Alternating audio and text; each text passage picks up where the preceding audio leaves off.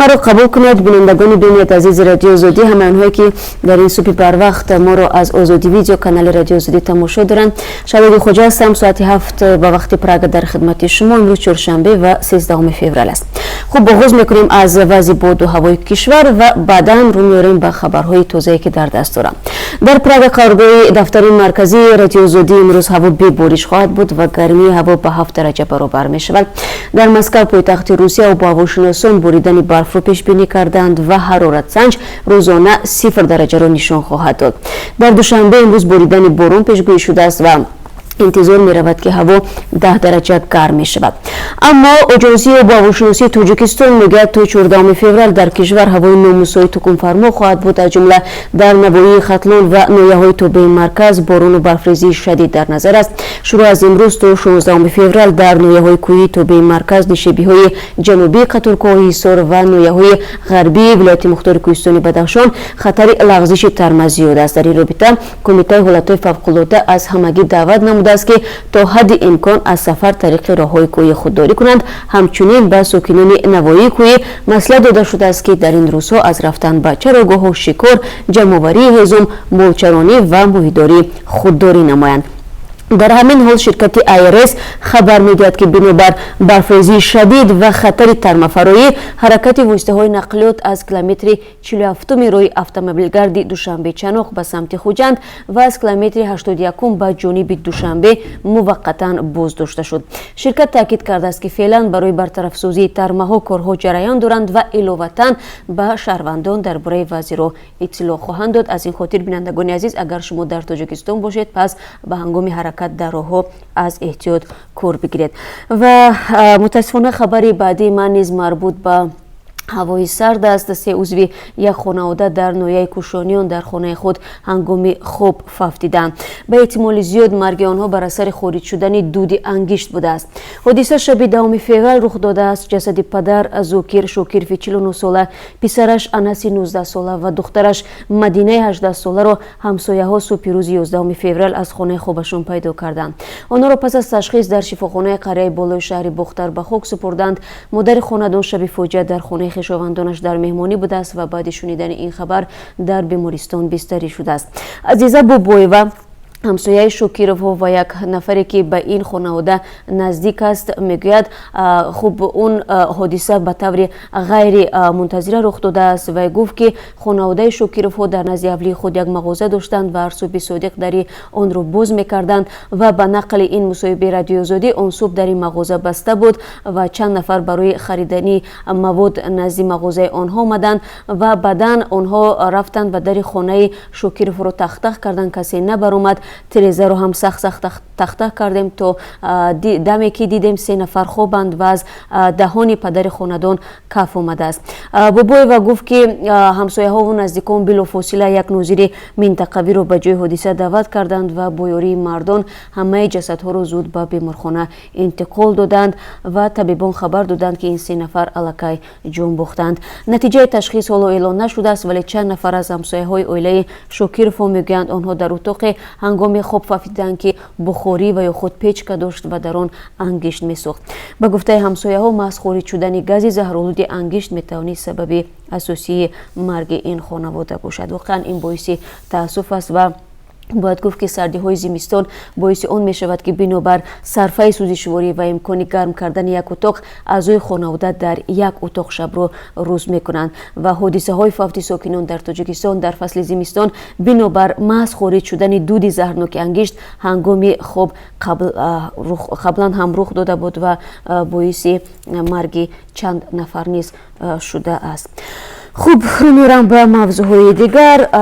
روز سه‌شنبه وزیر کارهای خارجه تاجیکستان سراج‌الدین موحدین گفت امیدوار است که عراق با بازگشت 75 کودک تاجیک به وطنشان موافقت کند و افزود مادران اطفال که برای داشتن روابط با گروه دهشت‌افکن دولت اسلامی زندانی شدند موافقت کردند که فرزندانشان به تاجیکستان برگردند 31 нафари ин кӯдакон аз 3 сола поин ҳастанд ва вазири кори хориҷии тоҷикистон гуфт ки аксари ин кӯдакон феълан ятим мебошанд ва бар пояи қонунҳои ироқ кӯдак танҳо пас аз мувофиқати волидайн ҳақ пайдо мекунад ки кишварро тарк кунад.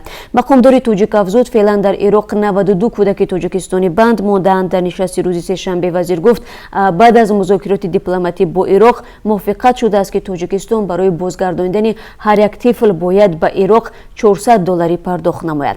вазири тоҷик илова кард ки дар ироқ 43 зани тоҷик зиндонӣ ҳастанд. баъзе аз онҳо ба ҳабси абад маҳкум шуданд ва бозгардонии онҳо талоши зиёдро талаб мекунад. Ва дар идомаи мавзӯи вазорати корҳои хориҷии тоҷикистон ва масъалае ки зиёд шумо муҳоҷирони меҳнатӣ аз русия дар ин бора аз мо мепурсед дар бораи ворид шудан ё нашудани тоҷикистон ба созмони Авроосиё. хуб тоҷикистон ҳанӯз ба хулосае нарасидааст ки оё шомили иттиҳоди иқтисодии Авроосиё ва худ EAS як созмони зери нуфузи Русия бишавад ё не. Сироҷдин Муҳриддин вазири корҳои хориҷии тоҷикистон гуфт ҳанӯз ин масъаларо меомӯзанд. Русия борҳо ба тоҷикистон пешниҳод кардааст ки дари иттиҳоди иқтисодии Авроосиё ба рӯяш боз аст. дар ин созмони иқтисодӣ Беларуси, Қирғизистон ва Қазоқистону Арманистон низ шомил мебошанд. Сироҷдини Муҳриддин дирӯз дар нишасти хабарӣ гуфт бо ҳамаи кишварҳои узви иттиҳоди иқтисодии Авроосиё ҳамкорӣ хуб доранд ва аз сатҳи муносибатҳо розиянд, аммо гуфт шумо медонед ки мо ба кишварҳои иттиҳоди иқтисодии Авроосиё амалан роҳи мустақим надорем, танҳо бо Қирғизистон марз дорем. мо беш аз 90% молро аз тариқи Узбекистон дастрас мекунем. оиномаи иттиҳоди иқтисодии Авроосиё мегӯяд дар қаламрави кишварҳои узв гардиши озоди нирӯи корӣ, сармояҳо, мол ва хадамот кафолат дода мешавад.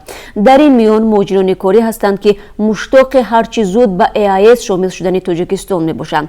онҳо бовар доранд узвияти тоҷикистон дар ин созмон зери назари нуфузи Русия шароити кори онҳоро дар ин кишвар беҳтар хоҳад кард.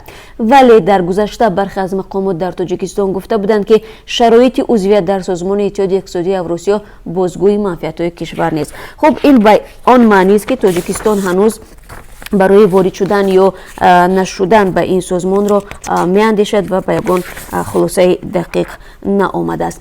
хуб ман тақдими хабарҳоро идома медиҳам ва ба ҳамаи онҳое ки ҳамин ҳоло ба суҳбати мо пайвастанд бори дигар дуруд мегӯям ва ташаккур мегӯям ки моро тамошо доред. дар чанд дақиқаи дигар ман хабарҳои тозаи тоҷикистону ҷаҳонро тақдими шумо хоҳам кард ва рӯ меорем ба Қирғизистон. ду сиёсатмадори мухолифи ҳукумати Қирғизистон ки бо ҷурми кӯшиши сарнагун кардани сохти давлатӣ ҳабс шуда буданд шартан озод гардиданд. 12 феврал додгоҳи олии Қирғизистон дархости вакилони Қубончибек Қодиров ва Бектур Ҳасановро пазируфта бар раҳоии шартии онҳо мувофиқат кардааст. ин ду сиёсатмадор ҳамроҳ бо Эрнест Қарибеков, як сиёсатмадори дигари мухолифи ҳукумат, дар моҳи марти соли 2016 ҳабс шуда буданд. он замон дар интернет навори садо пайдо шуда буд ки дар он садои 3 нафари шабеҳ ба ин сиёсатмадорон роҳҳои сарнагун кардани ҳукуматро баррасӣ мекарданд. дар моҳи апрели соли 2017 додгоҳ Қарибековро ба муддати 20 сол ва Қодирову Ҳасановро ба муддати 12 солӣ аз озодӣ маҳрум кард. моҳи июни гузашта додгоҳи олии Қирғизистон муддати ҳабси Қодиров ва Ҳасановро 8 сол ва Қарибековро 6 сол кам намуд. Қарибеков ҳанӯз ҳам дар зиндон аст. ҷои ёдоварист ки ҳар 3 нафар иброз доштанд муҷозоти онҳо ҷилои сиёсӣ дорад. ва ман бозам бармегардам ба хабарҳои Тоҷикистон. Хайло Мирсаидов, хабарнигор ва раҳбари КВН-и Тоҷикистон, Гурҷистонро ба қасди Аврупо тарк кардааст. ӯ рӯзи 12 феврал дар суҳбат бо Радиозодӣ гуфт феълан дар яке аз шаҳрҳои аврупоӣ қарор дорад. додгоҳи шаҳри Хуҷанд Мирсаидовро ғоибона ба 8 моҳи зиндон маҳкум кард ва рӯзи 11 феврал таҳти ҷустуҷӯ қарор дод. мақомот ӯро барои сарпечӣ аз корҳои ислоҳӣ ва тарки маҳалли зист айбдор карданд. Хайло Мирсаидов охири соли гузашта бо нияти табобат аз Тоҷикистон ба Гурҷистон рафт. мақомот гуфтанд ӯ ҳаққи берун рафтан аз маҳалли зистро надошт ва барои чунин рафтораш 2 сол корҳои ислоҳӣ ӯ ба 8 моҳи зиндон иваз шудааст. Мирсаидов мегӯяд тамоми ҳукми додгоҳ яктарафа аст ва то замони пуррасафед шудан дар Аврупо хоҳад монд. ӯ афзуд буданаш дар Гурҷистон ба манфиат набуд ва аз ин хотир ба тарки он кишвар маҷбур шуд. او گفت هر لحظه می توانستند در جستجوی بین المللی بدهند بین تاجیکستان و گرجستان سازشنامه بازداشت و استرداد گمانبران وجود دارد و اگر این حالت اتفاق می افتاد در تاجیکستان با زندان انتظار بود، گفت میرسعیدов روز سه‌شنبه. قضیه خیرلو میرسعیدов تقریبا 2 سال باز ادامه دارد. طوری شما اطلاع دارید میرسعیدов ماه دکبر سال 2017 بازداشت و ماه ایول سال گذشته به 12 سال زندان محکوم شد. در پی طلب جامعه شهروندی و سازمان کشورهای بین المللی دادگاه ولایت سوق روز 22 آگوست سال 2018 میرسعیدов را از زندان آزاد کرد ولی داغ سودی را از نام او نبرداشت و خیرلو میرسعیدов با پرداخت 78,000 سومانی جریمه و همچنین 2 سال کارهای اصلاحی موظف شد و میرسعیدov میگوید این جریمه را پرداخت کرده است. مسئولین آژانسی ضد فساد تاجیکستان میگویند که در زندانهای تاجیکستان میتواند فساد جای داشته باشد.